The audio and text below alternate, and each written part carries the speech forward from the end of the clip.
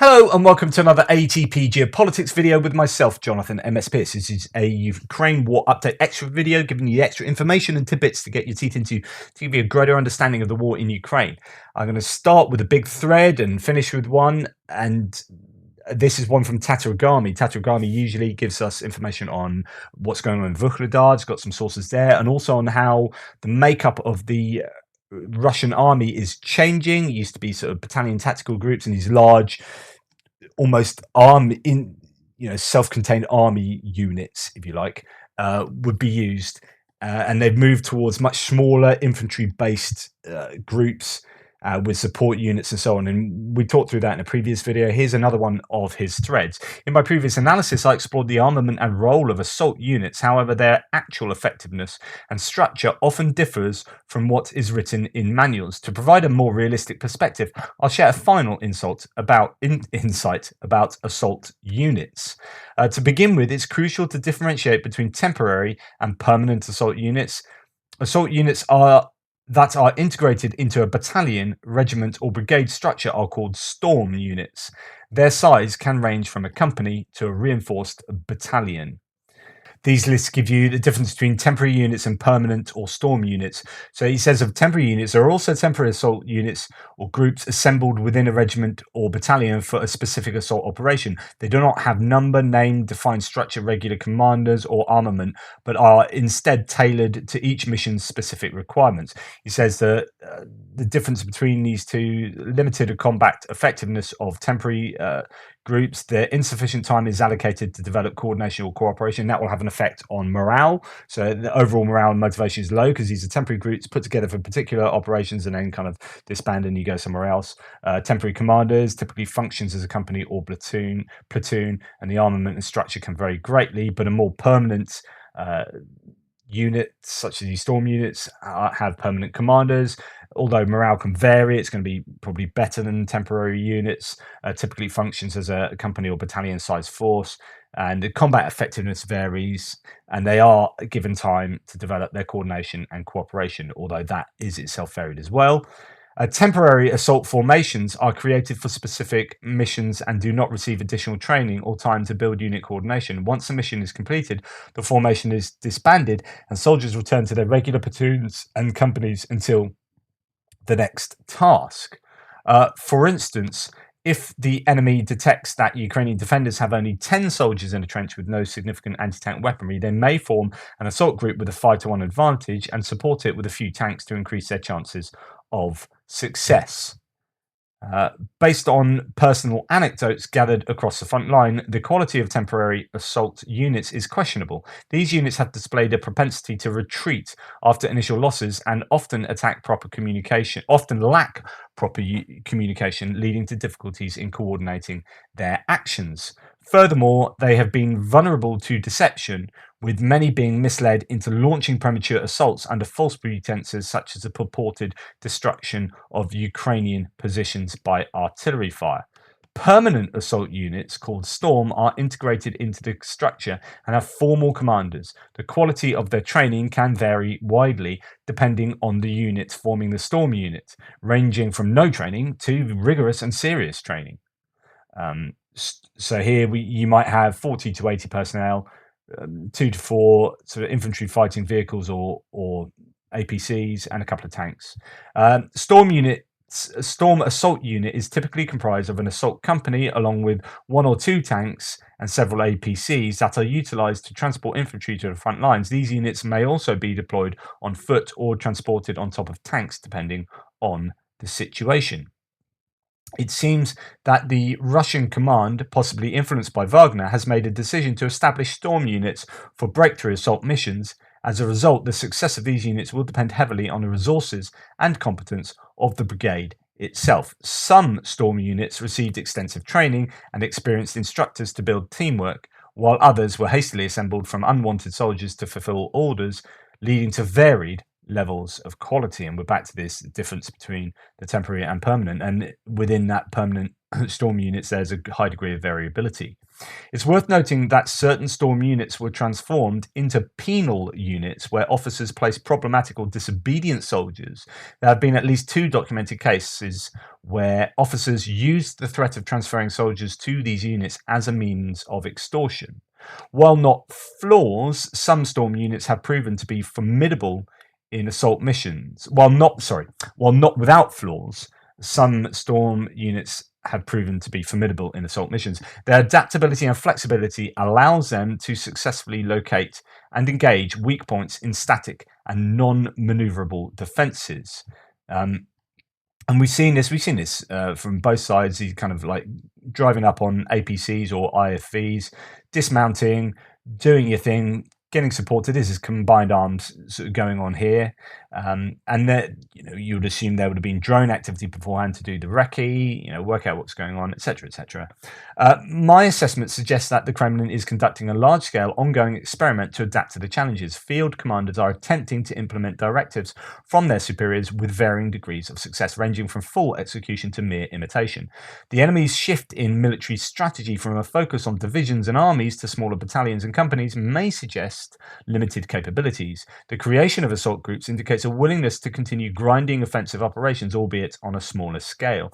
In the future, I will share additional real-life examples of storm assaults highlighting their strengths and weaknesses. Be sure to follow for updates, etc., etc. So, yes, it does appear that they're going smaller and smaller, and it could be that they've looked at Wagner and looked at the successes of Wagner in Bakhmut and thought, right, we can do that too. This is the Russian regular army, and they are moving into smaller infantry assault groups.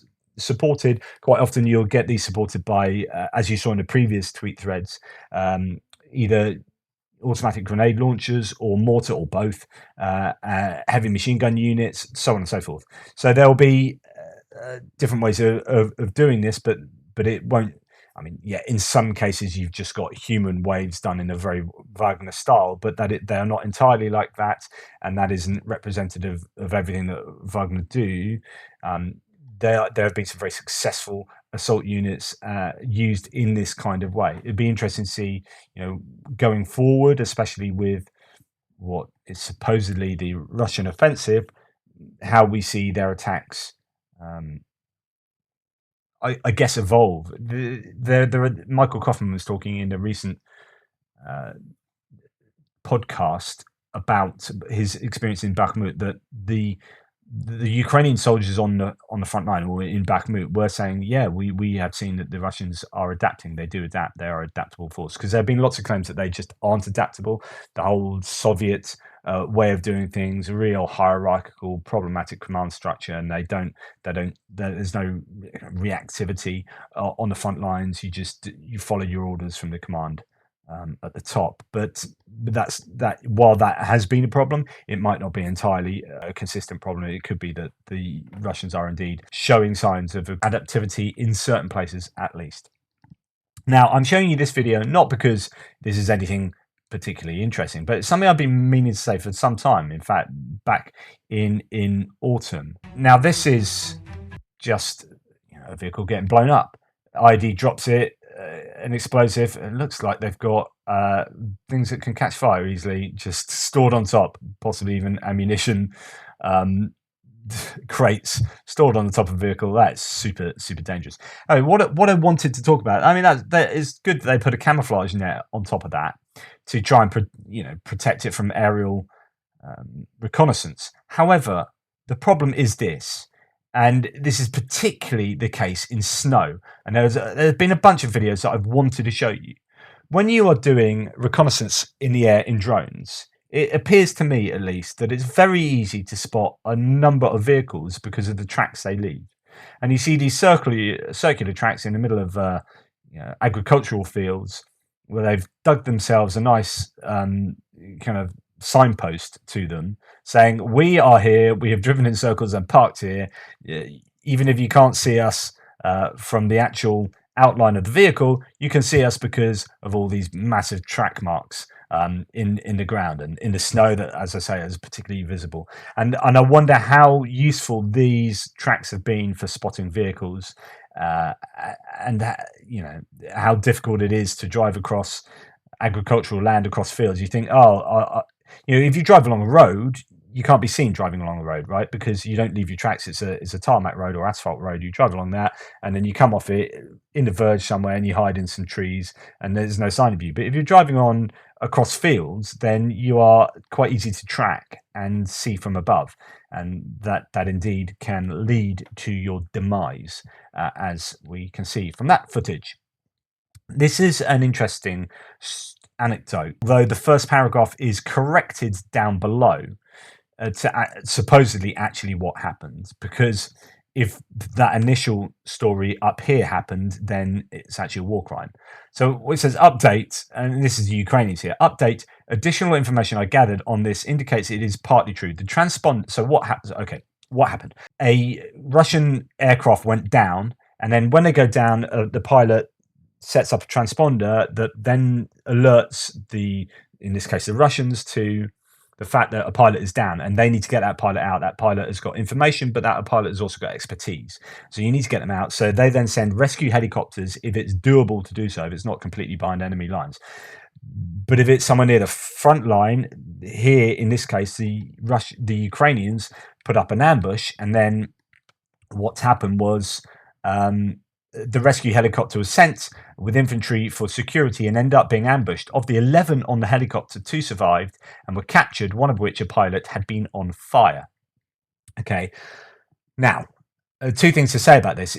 I don't know whether he's suddenly felt he had to change what happened here, because the initial claim is arguably a war crime, which is the initial claim was that the Ukrainians set up a transponder and triggered it, activated an emergency transponder, which is used by the Russian fighter pilots, and the rescue helicopter was then sent in, and then they ambushed it. And he changed it later to say, actually, no, what happened was a Russian did crash, and then they knew where the transponder was and then set up an ambush. So anyway, that's the story of what happened. But actually, the conversation from this that's kind of more interesting as far as I'm concerned is this. So I've said this before, says O Centauri, and it's worth repeating here. Russia issued cheap nylon flammable uniforms to its military, including pilots. There is no way the pilot's flight suit would have burned that way. In the West, pilots are issued with flight suits made of Nomex. This is also an example of corruption, where more expensive Russian mil-spec uniforms were made cheaply so the contractor could pay huge kickbacks to the generals.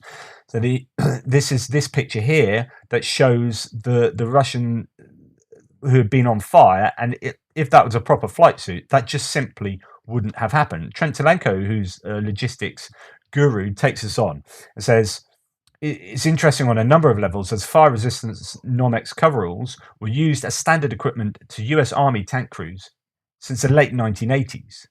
The idea that Western intelligence agencies have the Russian army casualties with ratios of dead to wounded remotely like 1 to 4 is entirely delusional.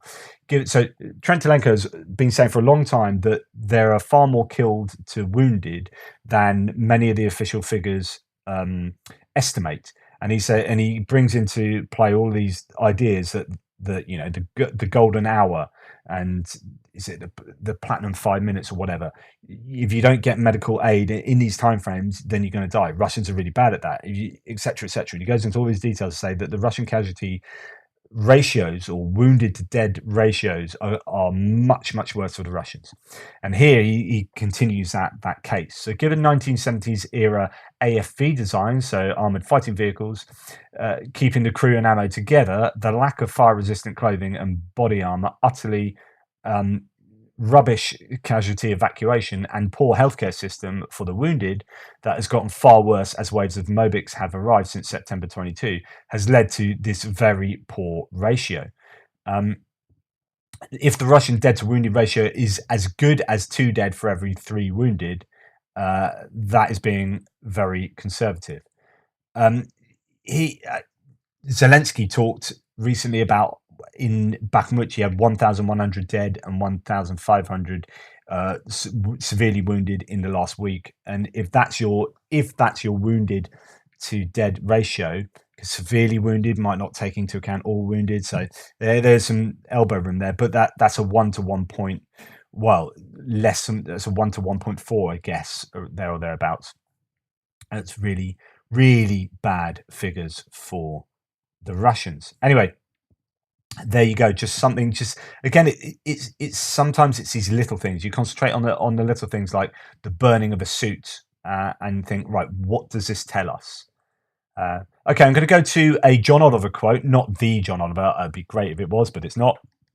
So John Oliver on one of my threads has said, concerning topic one, you mention your mention of captured American tech or weapons being sent to Iran. So I talked about how javelins and stingers have been sent to Iran by the Russians that have captured them, and said that is a risk, and that's why the Americans have been reticent to send particularly depleted armor, Abrams tanks. I think they're sending other Abrams tanks that don't have depleted armor, and other weapons. There's one of the reasons for not giving certain weapons at certain times has been that if it gets into the wrong hands, then the Russians get the tech, and we know now that they've been sending some of this tech to Iran. So he says, John Oliver says, always a risk, and that is why Ukraine has been extremely careful with HIMARS. As a former N270A1A2 guy, so thanks, John, for getting involved here. And in 2005 was part of the 2005 initial operations test for HIMARS. We carried C4 with us in the launcher in case it ever became damaged or disabled. Strict orders to blow it. At the beginning of this war, support for sending funds and weapons to Ukraine was about 65% support from the American people in general, and now has dropped to about 50-50 in the newest polls. God forbid news ever comes out of a captured HIMARS, because that will hurt. I personally am on the political side that in government is more against the support in Ukraine, but myself support is 100%. In other words, I think he's saying he's a Republican, but he's a Republican who supports military aid to Ukraine. Being former military and history buff, etc., I have a little more understanding of what's at stake here than a lot of just regular people. But if a HIMARS or an Abrams got captured intact, it will be a huge political topic here, turning more against support for Ukraine, which leads to concerning topic two. In other words, what he's saying is it's super important that stuff doesn't get captured. And I talked about this in one of my very, very early videos. There's been a lot of talk about how the Russians do not follow doctrine when they've abandoned their vehicles, and this happened right from the beginning of the war. So they ran out of fuel, they jumped out, ran off, stopped working. Their APC or their tank stopped working for whatever reason. They just abandoned it, left it there, and then that was either picked up by the enemy or they drop. Now they're dropping, if it's further near the front lines, they'll drop IEDs through the hatches or whatever and take them out. Of course, it's not too much of a problem when it's like an old T-72 and the opposition's using old T-72s. It's like, but but it's a zero-sum game if you're not blowing it up. So if you lose a tank, the opposition gain it if you don't shove some hand grenades in there. So the doctrine should be that you blow up equipment that you abandon to either stop the other side getting it and using it against you, or if it's high tech, to stop them getting that tech and being able to exploit that tech in the case of things like HIMARS for Russia and Iran. Concerning topic two, he says, we are only about 8 months from the kickoff of the next election season and primaries beginning to take shape for the next presidential election, and Ukraine and polling will be front and center along with the regular stuff, economy, border, etc. I have a feeling that if Ukraine doesn't have a good spring or summer offensive and make a big push, that it will also hurt in the support category and how long the US continues aid at the pace we have. I don't think aid will ever completely go away no matter what happens, but I do think that those two scenarios and the length of time that this drags on will certainly dwindle, especially as we get closer to the election season. Very interesting comment. And I wonder whether there would be pressure, because I was there not pressure before the midterms about back in November. So the midterms, which are some of the Senate seats are up they go in 6-year cycles, Senate seats, and so you have like a third of them, if you like, up every 2 years, and the two between the presidential election cycles are your midterms. So you have a bunch of senators and a bunch of Congress people as well. Now, just before that in November, I'm sure there was talk about they didn't release some news about something, or they were pushing for success just before November or something like that. I'm sure there was talk about that. And I wonder whether there'll be pressure on the Ukrainians to do something before the election cycle or something like that. This is the point he's making, is that there might be a political component to the timing of the Ukrainian counteroffensive and its success has added implications. So if the counteroffensive doesn't succeed so much, then actually the Americans, I think is the implication here, might be less likely to put this front and center of campaigning, and money will to some degree dry up, so on and so forth. But if they do really well, then, you know, for example, the Democrats could say, hey, look how well the Ukrainians have done in Ukraine. This is brilliant. This is all down to us. We've been giving them this money, even though it's bipartisan. I know that, but this is what would happen, I assume, in the campaigning, and it will become a feature of the campaign. So the success or failure of a Ukrainian counteroffensive isn't just about the success and failure on a battlefield for the Ukrainians, and in terms of the tactics and the operational considerations of the war. Really great comment. Thanks, John. Appreciate that, and thanks for being part of this. Awesome. I'm actually not going to do the long threads that I just promised at the beginning of the video, because I've recorded them and I'm saving them for a different video. So just a few short bits to add here. So this is Thomas Tyner talking about armored warfare rule number 1. Don't show your vehicle's side to an enemy with anti-tank rockets.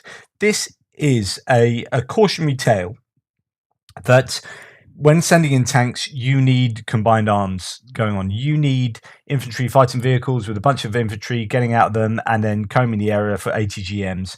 I've talked about this plenty before with reference to many other analysts and experts. You send tanks on their own, this is what happens.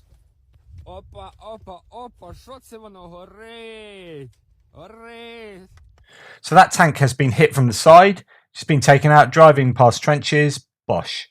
Now, if there's suppressive fire being laid out across these trenches by IFVs or even by helicopter or whatever, then these tanks will be able to do their job, right? But if you're going to send in tanks alone, which I presume is what, I mean, I don't know exactly what's happened here, but this is what we see time and time again, which is the Russians in particular using tanks in isolation and sending tanks in thinking, yeah, they're gonna win this for us here. And you're like, they're completely isolated and they get taken out. All it takes is popping up with one ATGM, anti-tank guided missile, and you get a hit and bosh, or even a rocket propelled grenade, you know, launcher. It's just suicidal. So that is a cautionary tale, really, for combined arms.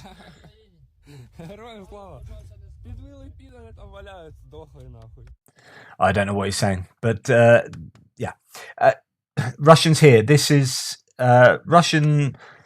These are the Russian forces coming to liberate the nation of Ukraine. Here they are liberating those people that welcome them with open flowers. I don't know what liberation looks like. Let's have a look, because I'd be interested to see what liberation looks like. So here these guys are coming to liberate a house.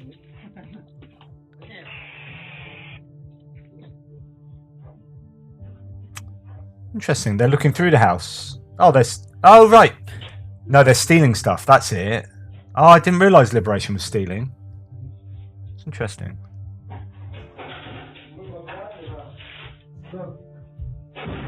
I think he's saying, what else can we liberate from this house? Is there anything else we can liberate? We will free these material items from this house. Nice. Yeah, well done. Looks like he's nicked a pair of trainers as well. Just pretty shocking. And then, actually continue watching this, because they've actually got a trailer ready. And a tractor, or some like quad bike or something. Poor dog there thinking, what are you doing here? Oh, it's a moped. It's absolutely unbelievable. And I wonder if you're pro-Russian looking at this, because, you know, there are pro-Russians in the thread that it's a thankless task. I mean, you know, hats off to them for you know, not morally, but hats off to them, and I presume that's who owns that actual house. By the way, I presume that's what that image was, and it could be, I can't read this, but I'm just putting 2 and 2 together, and that could be what the house looks like now. I'm not 100% sure. But if you're pro-Russian in the threads, I mean, have a look at your own moral compass there. But how do you react to stuff like that? I know cognitive dissonance reduction, but when it's so obvious and in your face, like when you can't deny it, when there's video evidence of Russian people looting a house, and that is criminal, how do you react to that? Do you look at that and go, I mean, the only way that you could react to that is go, they deserved it. Because it's happening, so somehow you've got to justify that Russians are still good, right? I mean, you've got to keep that. Otherwise, welcome to our side, mate. If you are maintaining that the Russians are the good guys here, then the only way to justify that is saying that the Ukrainians deserved it. That house that they didn't know whose house it was, that random house, somehow they deserve to have their house looted. And of course, that's not the voice of a liberator, that's the voice of an invader. It's not the voice of a liberator, that's the voice of an invader. Pro-Russian, this is why I'm pro-Ukrainian, one of the many reasons, and I'm unashamedly so. I try and do my very best to be accurate with what I say, because I don't want to fool myself, let alone anyone else. I don't want to live in some kind of delusional bubble. But with my intended accuracy, I am morally and politically pro-Ukrainian for the many, many reasons I've set out previously. You look at the piece I did yesterday on the Ukrainian Russian propagandists saying that Ukraine doesn't exist or shouldn't exist and proclaiming genocide, advocating for genocide, right? There's a pretty good reason I'm pro-Ukrainian. And here's another. It's just one of the many, many things that's been caught on camera of Russians looting and stealing. And that's not to say of shooting civilians caught on camera. Cyclists cycling down the road being shot. So I just want to know, I know who you are. I know the pro-Russians are on my threads, many of them. How do you justify this? I'm really interested into how, do you say, okay, sometimes we get it wrong? That would be honest. We're the good guys, but sometimes our guys get it wrong. Or do you go all in? Up to your neck. These guys deserved it. Okay, you're an invader. You're justifying invasion and not liberation. Now time to look at some Russian disinformation, something that is pretty common. So disinformation is purposeful misinformation. So this appears to be the Ukrainians beating. I've watched this so many times and I'm assuming it is disinformation because I laugh when I watch it. It's that bad. So the plot, and this came out at the time of the Oscars, the plot is as follows. From the phone of a Ukrainian soldier captured in Zaporizhia, there was a video of a Brazilian mercenary who was beaten for abandoning his position. It came too late for the Oscars. So the Russians apparently captured this off a Ukrainian soldier's phone. And it is undoubtedly Ukrainians beating up a Brazilian mercenary.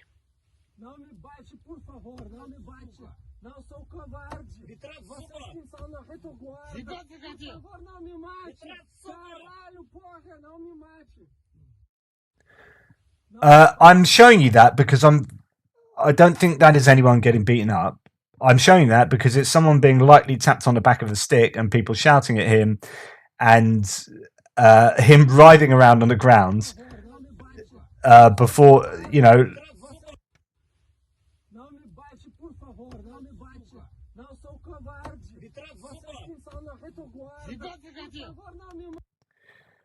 it just, I don't know.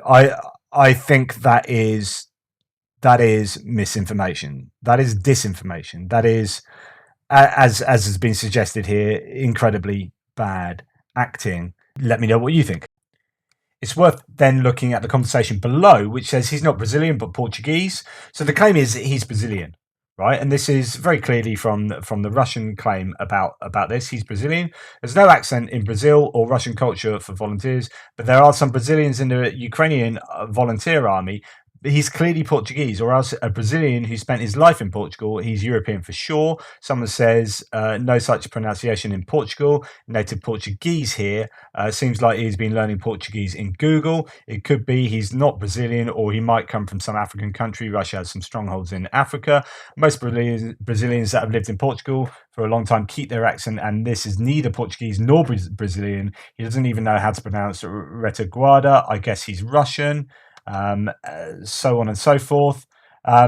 Some people are saying he's not Portuguese, he's using 100% Brazilian Portuguese. I'm a native Portuguese speaker, and I have some friends that come from Brazil, so I know what they sound like. And keep in mind, there's hundreds of different accents in Brazilian Portuguese. So some discussion as well as to whether like the language that he's using is actually Brazilian. Some people in the threads, you don't know what their biases are themselves, but some are claiming that's definitely not Brazilian, and that Portuguese is learnt from Google or whatever, and others saying it could be Brazilian. So that could be something else to add to the mix. The other, so moving on to something else, and this is, I've been possibly victim of this myself, or perpetrated this. So previously I've said it looks pretty dodgy that some of the statistics for Russian troop losses are overwhelmingly from ethnic minority regions such as Buryatia and so on. And this looks to some degree either sort of overtly racist or institutionally racist, or in turn, or there's some kind of anti-ethnic minority stance here where they're happy, or not so much happy, but they prefer to put people from these regions into the meat grinder as opposed to people from St. Petersburg and Moscow and so on. Now, the counterpoint to this, and you've always got to check your own claims and whatnot. I mean, I can't remember definitely saying that, but I probably said something like that. It isn't that Russia is targeting ethnic minorities per se. It's because the ethnic minorities among the most underprivileged citizens. Indeed, like, for example, the UK, military bases are overrepresented in the poorest parts of the country. In Buryatia, Chita, etc., being in the army is seen as a good career. Rob Lee says, important to add some nuance, there are some military bases in these regions, and that is often because of strategic reasons, e.g. the Caucasus. So there are more military bases in those ethnic minority regions because of the Caucasus. A military salary isn't competitive in areas with a high cost of living. So if you're living, say, in St. Petersburg and you've got a big job, you got a good job, and your cost of living, or the cost of your apartment or whatever is higher, you're going to be involved in looking for a job that sustains that kind of lifestyle, and it's less likely that the army is going to be as attractive. So for people living in Moscow and St. Petersburg, joining the army is not going to be one of your ways to get out of the poverty you're in, because you're not really in that poverty. This is a huge generalization, but you get the point. He says, which is one reason Moscow-based units had serious shortages. So it's not that they're not sending Moscow people into the war, it's just that they're not recruiting Moscow people to the army. Neil Howard says it's interesting that discrepancies between regions of similar status exist, considering this. So in the North Caucasus, North Ossetia has contributed an enormous amount of manpower to the invasion, Dagestan quite a lot, but it's dropping, and Ingushetia almost none, despite having similar stats. So these are similar demographic ethnic areas, and yet one area has loads more than another area, and there's another one in between. So it's not just ethnic regions equals more deaths type thing. And someone else says, or Oliver Carroll, he's a writer for the correspondent for The Economist, says the other thing that makes a big difference that I was going to write but didn't is how eager local elites are ready to please the Kremlin, and how clever they are in the relationship. It's a weird form of feudalism more than campaign to sacrifice non-Russians, I think. In other words, you could almost say it's more classism than racism. But then you get the questions of which are larger domestic political questions of institutional racism, whereby certain regions are not invested in because they're ethnic regions, and because they're kind of just push them to the side, it's not important, we don't need to care about them. And that then drives why there's higher recruitment there. So although it might not be we're going to send these soldiers in because they're ethnic Russians to the front line, they're going to be cannon fodder more than these soldiers, but we're going to send soldiers to the front line, and they're overwhelmingly ethnic minorities because they're the poor. Why are they the poor, neglected regions? Well, because we've got institutional racism type thing. So it might not be first level discrimination, but there could be discrimination going further back. And I think it's what someone else says here. Indirect discrimination can still produce very visible discriminatory outcomes. This is exactly it. And from memory, so apologies, but the partial mobilization gave regions targets to reach, rendering relative pay somewhat moot. Okay, so I think this is a point that certain regions were given higher targets when they were mobilizing. So Buryatia might have been given a much higher target than, say, Moscow.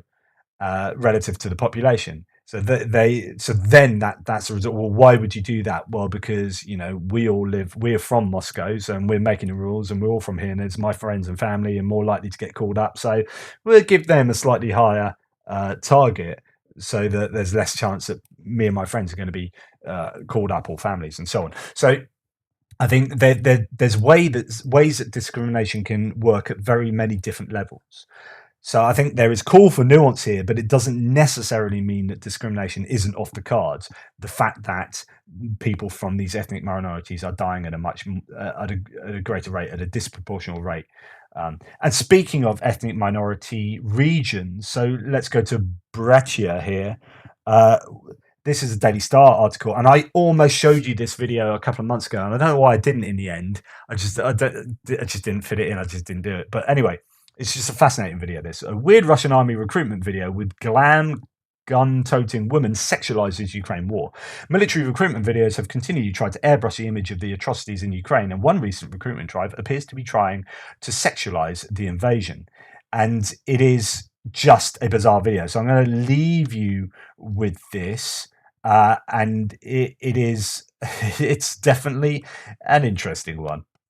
So this is a Kiev independent writer says, this is how the motivational video for luring Russians into military service looks. Notice a focus on ethnic minorities and sexualization of women. Russia is desperate to find more cannon fodder. So this is a couple of months old, but and during the kind of mobilization drives, I think. So just watch this.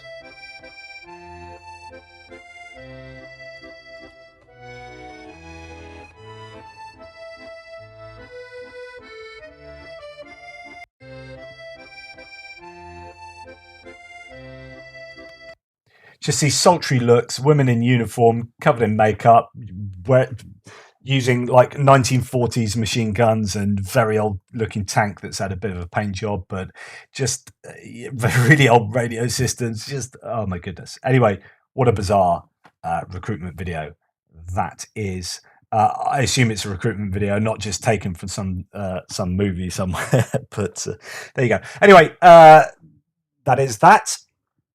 As I've said, I've taken out these longer threads. They're going to be in a video probably tomorrow now. Please check that out. Thanks so much for your support. Please like, subscribe, and share. Really appreciate all your support. You guys are great. Take care, and I will speak to you soon.